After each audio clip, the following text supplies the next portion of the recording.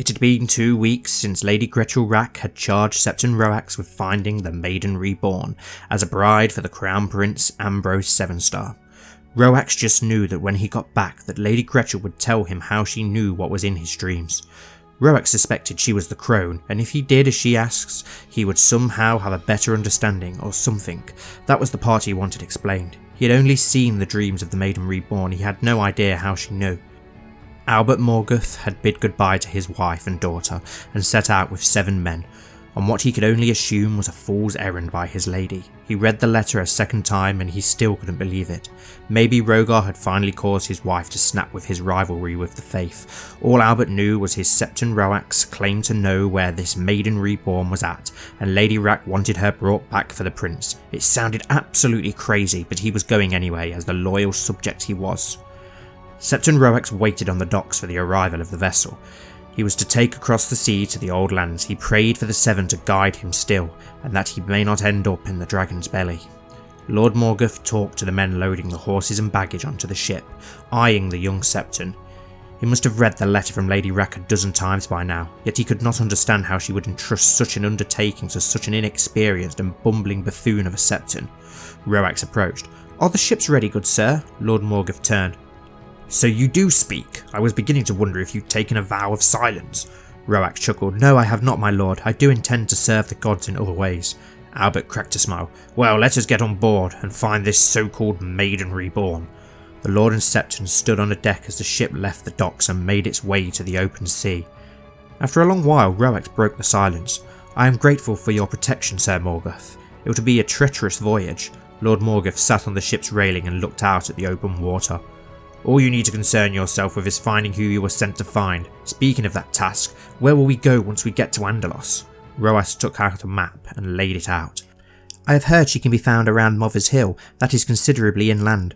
Albert leant over and looked at the priest's map and asks, "I brought horses. You do know how to ride, I trust?" Roax nodded. "I am capable of riding a horse, yes." "Good. I've known many priests that could not." Lord Morgath finally turned to look at Roax. "Do you drink as well?" Roax blinks confused. "Pardon?" "Wine!" Lord Morgath held out a wineskin and shook it. I have never partaken before, so no." "Suit yourself." Albert drank from the wineskin. "Why did you take this mission, young Septon? Aren't you happy in Andalia? Why go back to the lands where our people are dying?" Roax got a bit serious. "I was given a vision by the crone to head east to find the Maiden Reborn. If it is the god's will, I must follow it." "Do you even know who you're looking for? How will you know?" Lord Morgath was far from a pious man. He would never have taken part in this wild goose chase if he was not commanded by Lady Rack to assist the Septon in this endeavour. "She will look like the maiden I saw in my vision. It is quite simple, good sir. Have faith." Roax looked up from his map with a wide smile. "I haven't seen much from Septons I've known that any of them knew the faith any better than how to line their pockets. If you can find this girl, I would consider having faith, good Septon." He noticed the Septon was looking a bit green. Albert drank more wine and watched the expression on his face change. Septon Roax scurried off to the side of the ship and retched. Albert laughed long and loud. "I think I'm going to like you, Septon Roax."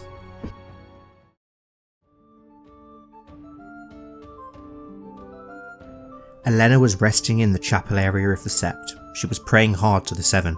She was clearly with child. She had been on the run since her husband was killed 10 days ago. She had employed a young Andal girl as a handmaiden and hired 2 mercenaries to protect her and all her possessions. Rennie had been a blessing with her gentle care and kindness. She knew what most Andals thought of Valyrians and she couldn't blame them, but Rennie was different. The mercenaries on the other hand not only made her feel safe but also greatly entertained her. Timur and Lenore were quite the pair. Eleanor had never met any men quite like them. Rennie came into the chapel. "Don't worry, my lady, you should be safe here. The city isn't on a major trading route. There are very few people coming in or out of this time of year." Eleanor answered, "I know, but what shall I do? I am a widow with a child due in time." "Have faith, my lady, and keep praying. The 7 will answer, I promise." Rennie smiled and helped her back to the inn where she had rented a large room. Eleanor took Rennie's arm and they walked back to their room. After Eleanor retired to her chambers, Lenore took Rennie aside. "How is she?" "She will be fine as long as she remains calm," Rennie reassured Lenore. "She is very worried about her baggage. She said it could get her to Andalia." Lenore smiled. "Let us discuss these things downstairs. Timur should be back soon." Rennie nodded and they let Eleanor sleep. Within minutes of sitting at a table by the fireplace, Timur sat down and sighed, pouring himself some ale. "I do find it boring here. Bloody place is surrounded by the Dragon Lords."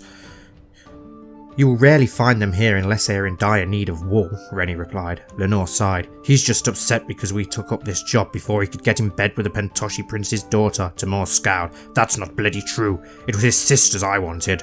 Rennie laughed. "I can see why he would object, or such is the difference between a daughter and a sister." Lenore shook his head. "I do my best to keep him in check, honestly. I'm surprised he wasn't made a eunuch years ago." Rennie blushed. "Is it that bad?" Lenore nods. "Oh yes. He told me that he used to be the son of the Magister of Tyrosh. That is until he was found in a fellow noble's bed, making love to the noble's paramour and his brother. He had to get out of there very quickly." "Well, it might better serve him to be more discreet," Rennie quipped. "I'm hoping to have a husband of my own someday, so leave a few for me." "I will try, my dear." He raised his glass. "He'll be safe that way." "Lady Eleanor had told me she has relatives in Andalia. Is that true?" Rennie asked. Timur shrugged. "So I've heard. Apparently the Northmen are getting their asses fiercely handed to them by the newcomers. Might be an interesting place to go, as my head is wanted in all the free cities." Lenore rolled his eyes as he took a small sip of ale. "I've heard stories about Andalia," Rennie stated. "How they made the Wolf King pay, and that the Andalian King's people now thrive and live unafraid," she added, a dreamy, faraway look in her eyes. "There you go again with that dreamy look," Timur remarked. "I hope it's real. In my dreams it's big and beautiful," Rennie sighed. Lenore poured some more ale into his mug. "I've heard the Crown Prince is quite a handsome young man and quite the swordsman too." "Do you think Lady Eleanor would take me with her if she goes there?" Rennie asked hopefully. Timur scoffed. "If she brings all that widow's benefits with her, honestly, her husband was a wealthy bastard. If Lannisters shit gold, then Shycrosses shit Valyrian steel." "A very handy talent to have, but it sounds dreadfully painful," Rennie joked. "Ha ha ha, I like you, Rennie, my dear." Timur put down his mug. "You're not a prude with a stick up your arse." "I'm a handmaiden, Timur. I don't have that luxury. I serve Lady Shycross. Valyrians are not the most welcome people here, but she is kind and it allows me a chance to have a life of some sort. I just want to take care of Eleanor." Rennie smiled and grabbed Timur's mug and drained what was left. "Now let us take Lady Eleanor somewhere nice for dinner."